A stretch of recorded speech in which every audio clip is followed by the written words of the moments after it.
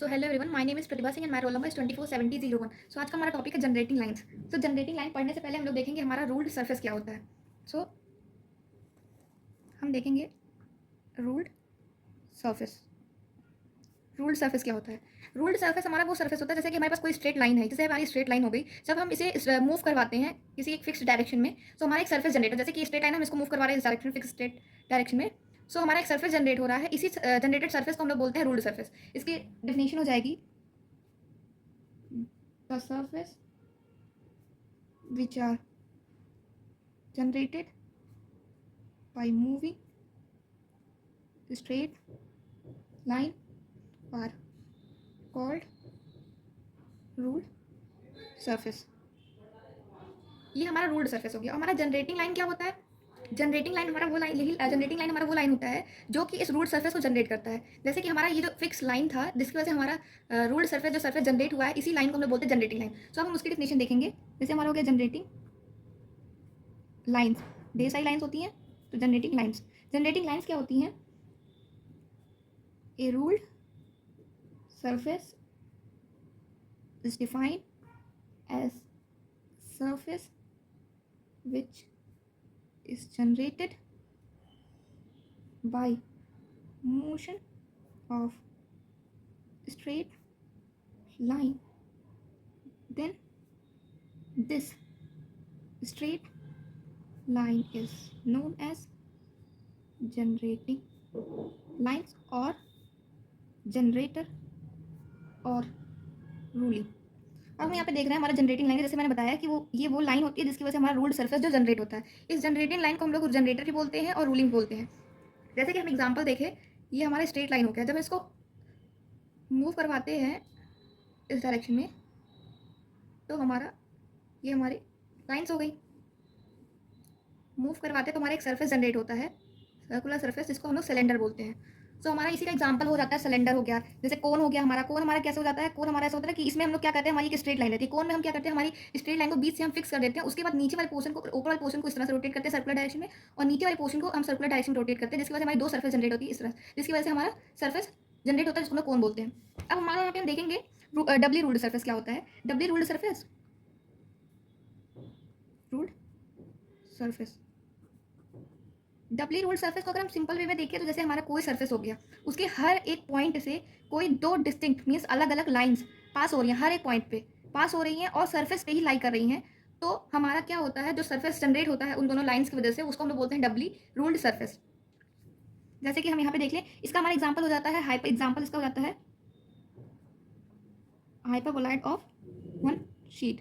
ये इसका एग्जाम्पल। इसमें हमारे पास तो दो जनरेटिंग लाइन्स होती हैं, जैसे कि हमारा ये हाइपरबोलॉइड ये हो गया,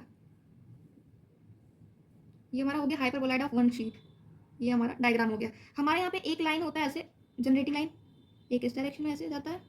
हम फ्रंट से देखेंगे तो हमें ये ऐसे दिखेगा, और हम बैक से देखेंगे तो ये हमें कुछ ऐसे दिखेगा। इसको हम लोग नाम देते हैं, पहले वाले को लैम्डा सिस्टम, आप किसी को भी कुछ भी लैम्डा सिस्टम, और इसको हम दे देंगे म्यू सिस्टम। यहाँ पे हम दो सिस्टम में देखेंगे हमारे इक्वेशंस, लैम्डा सिस्टम में और म्यू सिस्टम में। सो अब हम देखेंगे हाइपरबोलॉइड ऑफ वन शीट की म्यू सिस्टम इक्वेशन क्या होती है जनरेटिंग लाइन की, और लैम्डा सिस्टम में क्या इक्वेशन होती है जनरेटिंग लाइन की।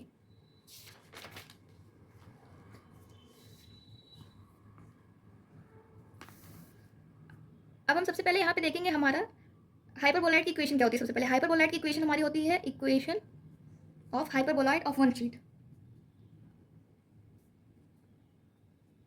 शीट हमारी क्या होती है, x square upon a square plus y square upon b square minus z square upon c square is equal to 1। ये हमारी हाइपरबोलॉइड ऑफ वन शीट की इक्वेशन होगी। अब हम देखेंगे कि हमारी लैम्डा सिस्टम में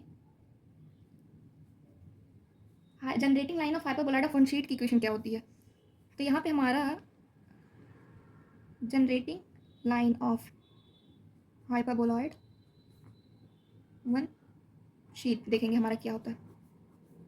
इसमें हमारी इक्वेशन देखिए, हम लैम्डा सिस्टम के लिए देखेंगे। लैम्डा सिस्टम के लिए हमारा क्या हो जाएगा, equation x upon a minus z upon c is equal to lambda one minus y upon b and lambda upon a plus z upon c is equal to one upon lambda one plus y upon b. ये हमारा हो गया lambda system में। अब हम देखेंगे mu system में हमारी हाइपरबोलॉइड ऑफ वन शीट की इक्वेशन क्या होती है। हाँ, यहाँ पे लैम्डा और म्यू हमारे दोनों क्या है, पैरामीटर्स हैं।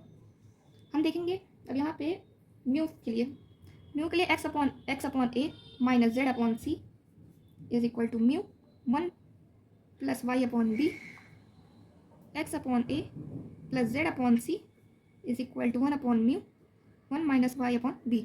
ये हमारा हो गया न्यू सिस्टम के लिए हाइपरबोलॉइड ऑफ वन शीट की इक्वेशन, जनरेटिंग लाइन की इक्वेशन। ये यहाँ पे हमारी हो गई generating line of hyperboloid of one sheet की इक्वेशन हो गई लैम्डा सिस्टम में और म्यू सिस्टम में। अब हम देखेंगे हमारी इक्वेशन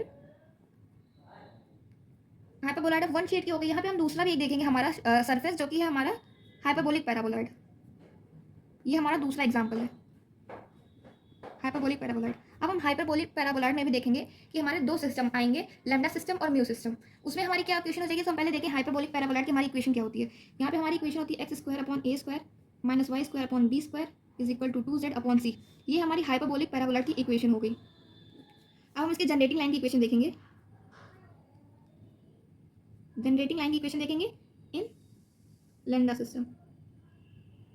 सो लैम्डा सिस्टम में हमारा क्या हो जाएगा, x upon a minus y upon b is equal to 2 lambda x upon a plus y upon b is equal to z upon c lambda. ये हमारे लैम्डा सिस्टम में equation हो गई। यहाँ पे भी हमारा लैम्डा जो है पैरामीटर है और म्यू भी हमारा पैरामीटर ही है। अब हम देखेंगे इसकी इक्वेशन म्यू सिस्टम में। म्यू सिस्टम में इसकी इक्वेशन होगी x upon a plus y upon b is equal to z upon c mu, और दूसरी होगी हमारी x upon a minus y upon b is equal to 2 mu. ये हमारी होगी म्यू सिस्टम में इसकी इक्वेशन। यहाँ पे हमारी दोनों की अलग अलग प्रॉपर्टीज होती हैं। इसकी मेन प्रॉपर्टी ये होती है कि no two generator of same system can intersect, कि सेम सिस्टम के कोई दो जनरेटर एक दूसरे को इंटरसेक्ट नहीं कर सकते हैं।